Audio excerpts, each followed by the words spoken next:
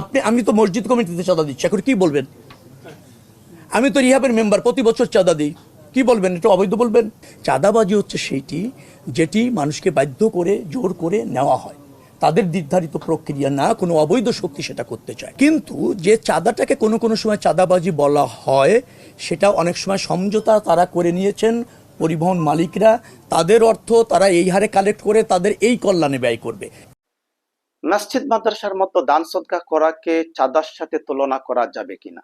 না, মসজিদ মাদ্রাসার মতো দান করাকে কখনোই চাঁদা বলা যাবে না। তার কারণ আমরা স্বেচ্ছায় প্রণোদিত হয়ে শুধুমাত্র আল্লাহ সুবহানাহু ওয়া তাআলার নৈকট্য লাভের বুক ভরা আশা নিয়ে মসজিদ মাদ্রাসার মতো দান সদকা করে থাকি, যার বিনিময়ে আমরা বালা মুসিবত থেকে মুক্তি পাই এবং পরকালে আল্লাহ সুবহানাহু ওয়া তাআলা আমাদেরকে জান্নাত দেবেন।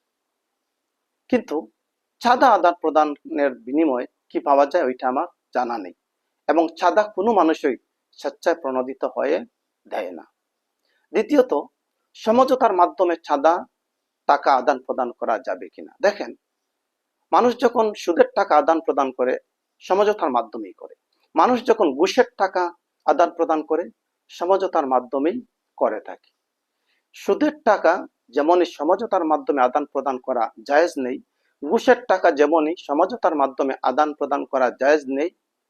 সমঝোতার মাধ্যমে কোনো নারীর সাথে অবৈধ কাজে যেমনই ভাবে মিলিত হওয়া জায়েজ নেই, ঠিক তেমনি ভাবে সমঝোতার মাধ্যমে চাঁদার টাকা আদান প্রদান করাও জায়েজ নেই।